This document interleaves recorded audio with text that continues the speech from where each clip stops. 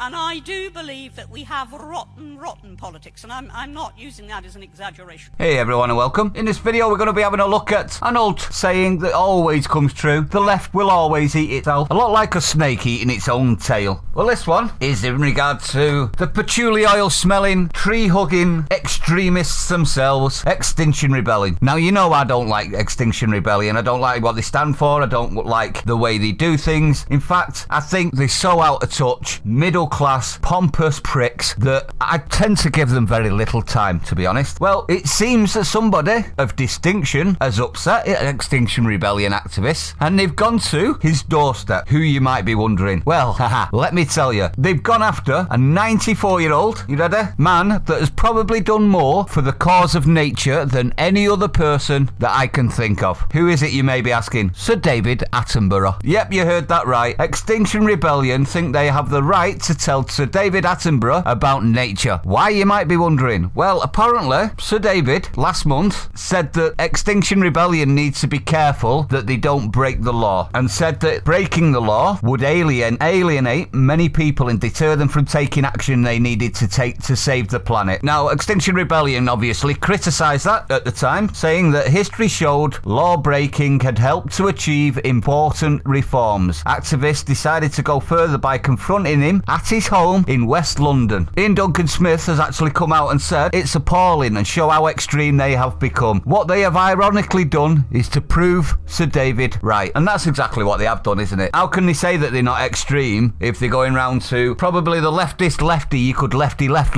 and saying he's not left enough, he's not extreme enough. Now, 4 women and 2 men knocked on his door, and they left a letter behind because his daughter told them through a window that her and her father weren't opening the door because of shielding from lurgy. In the letter, are you ready for this, everyone? This is brilliant. In the letter, the members claim that Attenborough's comments about not breaking the law, you ready, could be contributing to the repression of indigenous people fighting to protect their land. Oh, are you shocked, everyone? The left called someone a racist. Yep, they called him a racist. You could be contributing to the repression of indigenous people fighting to protect their land. With your unique position and influence, we fear your comments are contributing to the erasure of the voices and sacrifices of frontline Earth protectors around the world. Earth protectors. Okay, you mean soapbox shouters. The UN Special Rapporteur for Indigenous Peoples estimates that Indigenous peoples are protecting 80% of the world's biodiversity. They know they have no choice but to break the law. Okay, so that's them admitting that they break the law. Arrest them all, please, police. They've admitted that they break the law. Now, as you can tell, it's just ridiculous, isn't it? That you couldn't get more nature-orientated than Attenborough, but Extinction Rebellion that have just fell out of university by the look of them, or are teaching in university by the look of them, have the gumption and stones and ego and narcissism to think that they can talk to a man that spent his entire life doing what they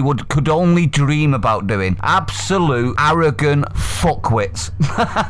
But let me know what you think, everyone. I'd like to know your opinion. It's the left eating itself, isn't it? Glorious whenever it happens, and it's always going to happen because the left have such a high standard of everybody else but themselves that no one can live up to it, including themselves. If you're new to the channel, don't forget to hit the like, comment, subscribe, hit the bell icon, share it out, everyone. I'll see you on the next one.